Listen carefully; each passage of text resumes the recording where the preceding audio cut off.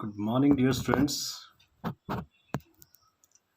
Welcome, all of you, in this new video.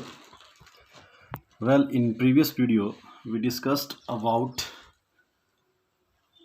the inertia and Newton's law. Today, we will continue with the same.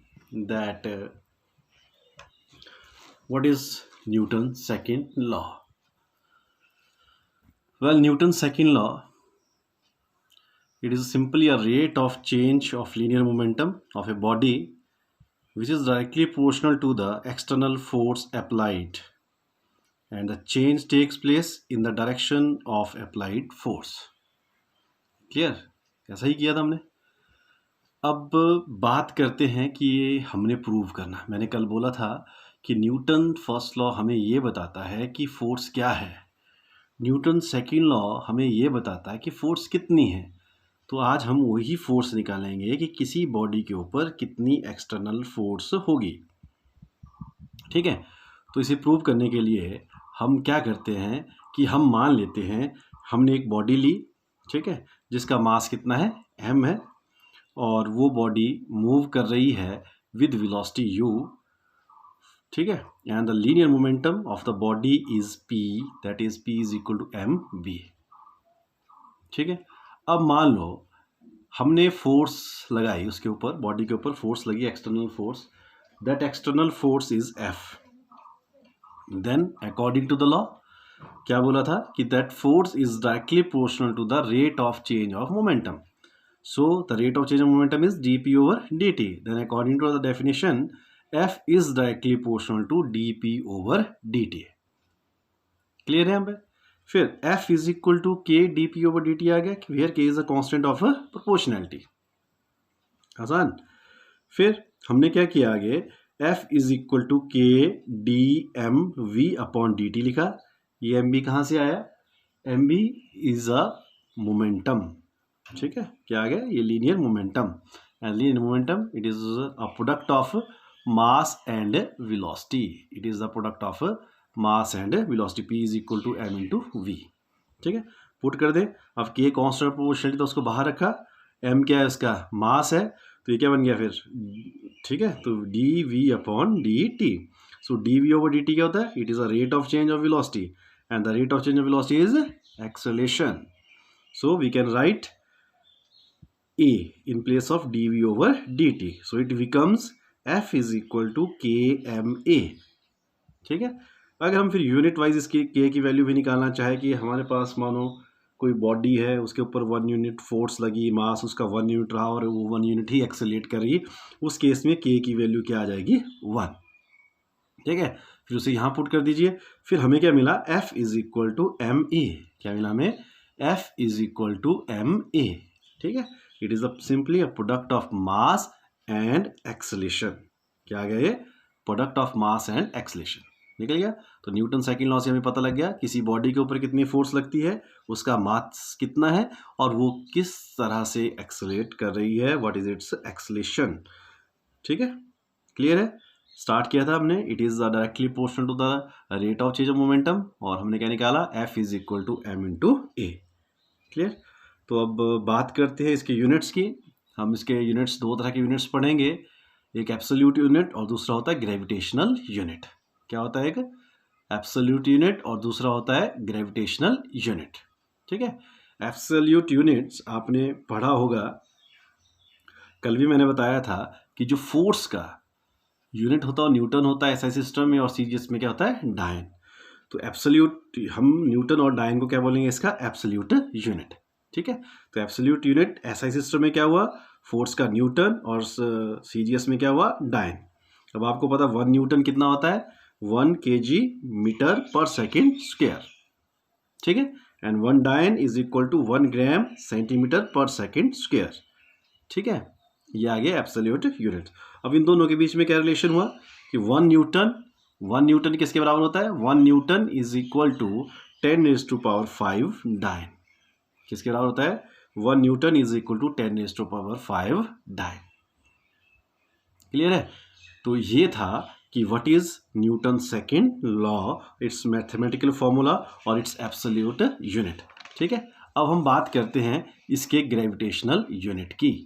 तो gravitational unit, अगर हम relation की बात करें तो simply gravitational unit क्या होता है, जी इंटू एब्सोल्यूट यूनिट। क्या होता है, जी इंटू एब्सोल्यूट यूनिट। मतलब जो ग्रेविटेशनल यूनिट होता है, हम कोई फोर्स है उसको क्या बोलेंगे, ग्रेविटेशनल यूनिट है उसका। कब उसको ग्रेविटेशनल यूनिट बोलेंगे, कि जब जो फोर्स होती है, ठीक है, प्रोपोर्शनल टू या it produces an acceleration which is equal to the acceleration due to gravity. ठीक है, क्या होता है, जो एक्सेलेरेशन प्रोड्यूस होती है वो किसके बराबर हो गई, एक्सेलेरेशन ड्यू टू ग्रेविटी के बराबर होगी। तो उस केस पे हम क्या बोलेंगे, उसका ग्रेविटेशनल यूनिट्स। ठीक है, तो ऐसा ही सिस्टम है, जो ग्रेविटेशनल यूनिट है वो कितना है, 1 kgf। क्या है वो, 1 kgf, and that 1 kgf it is equal to, अगर हम उसको एब्सोल्यूट के साथ करें, कन्वर्ट करें उसको, तो कितना होगा, 9.8 न्यूटन। क्लियर। और सीजीएस में क्या हो गया, 1 gf, कितना हो गया, 1 gf, and it is equal to 980 dyne. ठीक है, अगर हम बात करें, ठीक है, मैंने बोला जैसे ग्रेविटेशन यूनिट और इसमें एब्सोल्यूट यूनिट की, तो gravitation unit is equal to G into absolute unit. Clear. Dimension formula कल मैंने बता दिया था, फोर्स का डायमेंशन फॉर्मूला क्या होता है, M L T minus 2। Clear. ठीक है, तो ये हुई बात किसकी, न्यूटन सेकंड लॉ की। ठीक है, अब हम बात करते हैं न्यूटन्स थर्ड लॉ की। किसकी बात करते हैं हम, न्यूटन्स थर्ड लॉ की। अब न्यूटन्स थर्ड लॉ क्या था, कि for every action there is equal and opposite reaction. ठीक है, आई बात, न्यूटन ने कहा था कि कोई भी फोर्स, ठीक है, नेचर में सिंगल फॉर्म में कभी भी एग्जिस्ट नहीं करती है। ठीक है, तो वो क्या रहती है, पेयर की फॉर्म में रहती है। ठीक है, तो अब बोला था कि for every action there is equal and opposite reaction. For every action there is equal and opposite reaction. ठीक है, अब बस हमें प्रूव करेंगे इसे, कि ये जो न्यूटन थर्ड लॉ होता है हम इसे भी प्रूव कर सकते हैं। कैसे प्रूव करेंगे, इसके प्रूव करने से पहले हम एक टर्म्स करेंगे, लीनियर मोमेंटम, जैसे हमने पढ़ा था। अब कंजर्वेशन ऑफ लीनियर मोमेंटम हम यहाँ यूज़ करेंगे इसको प्रूव करने के लिए। तो उसके अनुसार क्या था, कि जो कंजर्वेशंस होती है लीनियर अकॉर्डिंग टू, ठीक है, law of conservation of linear momentum, the net change in linear momentum of the system is 0। ठीक है, तो अब क्या किया हमने यहाँ पे, हमने कोई आइसोलेटेड सिस्टम लिया। ठीक है, आइसोलेटेड सिस्टम समझते हो, आइसोलेटेड सिस्टम का मतलब क्या हुआ, कि उस सिस्टम के ऊपर कोई एक्सटर्नल फोर्स एक्ट नहीं कर रही है। इस तरह से हमने एक सिस्टम ले लिया, और वो कंसिस्ट करती है 2 बॉडीज़ को, body A and body B. ठीक है, अब ये सेम, ठीक है, सेम स्ट्रेट लाइन में मूव कर रही है। ठीक है, फिर मानो ये आपस में कोलाइड कर गई और म्यूचुअली एक्ट कर रही है, एक दूसरे के साथ रिएक्ट भी किया, एक्ट भी किया। ठीक है, तो हम मान के चलते हैं कि dp1 और dp2 these are the change in momentum of the body A, and dp2 is the change in momentum of the body B. फिर लॉ ऑफ कंजर्वेशन यूज करेंगे। लॉ ऑफ कंजर्वेशन के हिसाब से क्या हुआ, कि dp1 plus dp2 is equal to 0। ठीक है, फिर साइड चेंज कर दी, 1 को उधर ले गए। अब दोनों साइड पे हमने dt से इसको डिवाइड किया by taking the limit that dt approaches to 0. So limit delta t approaches to 0, dp2 upon dt is equal to minus limit delta t approaches to 0, dp1 upon dt। कर दिया। अब आपको पता है इसको किस फॉर्म में लिखते हैं हम, dp2 upon dt is equal to minus dp1 over dt। अभी dp2 और dt क्या हुआ, it is a rate of change of a body. कौन सा बॉडी, बॉडी b, मतलब force on b due to 1। और dp1 ओवर dt क्या हुआ, it is a rate of change of body b। ठीक है, मतलब फोर्स ऑन किसके ऊपर लगी, force on a due to b। So we can write it F B A, और इस केस में क्या लिखते हैं हम, एफ ए बी। ठीक है ना, तो क्या हुआ, F B A is equal to minus F A B.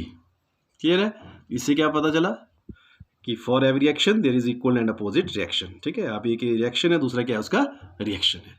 तो it is a Newton's third law. ठीक है, तो ये था न्यूटन्स थर्ड लॉ के बारे में। न्यूटन्स थर्ड लॉ के बारे में और भी है कुछ एक इसके स्पेशल केसेस है, जैसे हम डेली लाइफ में यूज़ करते हैं, कि जैसे हम कोई स्विंग करते हैं, तैरते हैं पानी में, तो हम हाथ से पानी में क्या करते हैं, पीछे को, और पानी क्या करेगा, हमको रिएक्शन करेगा उसका, तो पानी क्या करेगा, धक्का हमको आगे की ओर। या मान लो आपने कोई टेबल है, ठीक है, टेबल पे आपने कील डालनी है उसमें, ठीक है। तो या हैमरिंग हमने उससे करनी है, तो हम क्या करेंगे कि हमको वो कील वगैरह उसको ना हमको पकड़ना पड़ेगा, ठीक है, होल्ड करके रखना पड़ेगा। अगर हम उसे होल्ड ना करेंगे तो क्या होता है, ठीक है, तो कील उसके अंदर नहीं जाएगी, उस वुडन में नहीं करेगी। कारण जैसे हमने उसे एक्शन किया, उसको क्या मिला, हमको रिएक्शन मिला, तो कील भी उछल गई। जब होल्ड करके रखेंगे तो हम उसके एक्शन को, जो हमने एक्शन किया उसको, उसके रिएक्शंस को कंट्रोल करेंगे उससे, तब वो नील उसके अंदर जाती है। क्लियर। कुछ एक चीज़ें और बताना चाहूँगा मैं न्यूटन्स थर्ड लॉ की। एक तो ये कि जो सिंगल फोर्स है, ठीक है, single isolated force never exist, ठीक है। जो फोर्स होती है, ठीक है, वो जो नेचर में जो फोर्सेस होती है हमेशा पेयर में रहती है, ठीक है। और जो फोर्स ऑफ एक्शन रिएक्शंस, ये मैकेनिकल भी हो सकता है, ग्रेविटेशन हो सकता है, इलेक्ट्रिकल हो सकता है, या किसी और नेचर का भी हो सकता है, ठीक है। फिर जो फोर्स ऑफ एक्शन और रिएक्शन है, ये हमेशा ही डिफरेंट बॉडीज़ के ऊपर एक्ट करती है। क्या करती है, डिफरेंट बॉडीज़ के ऊपर एक्ट करती है। जैसे मानो हमने कोई बॉल फेंकी दीवार पे, ठीक है, तो हमने एक्शन किया ना दीवार पे, तो दीवार ने उस बॉल पे क्या किया, रिएक्शन। तो जो हमारी जो बॉडी है एक्शन रिएक्शन की, वो क्या है, डिफरेंट है। क्लियर है। उसके साथ जैसे मतलब अगर कोई भी एक्शन, या आप बोलेंगे बिना एक्शन के रिएक्शन नहीं होगा, अगर रिएक्शन हो रहा है तो उसका मतलब वहाँ पे एक्शन भी हुआ होगा, ठीक है। तो ये एक दोनों के साथ ही होते हैं, ठीक है। तो ये एक्शंस ऑलवेज एक्ट साइमल्टेनियसली, ठीक है। तो ये कुछ एक चीज़ें थी न्यूटन्स थर्ड लॉ की, तो इसे पढ़े। तो आज के लिए इतना ही काफ़ी है। Thank you very much.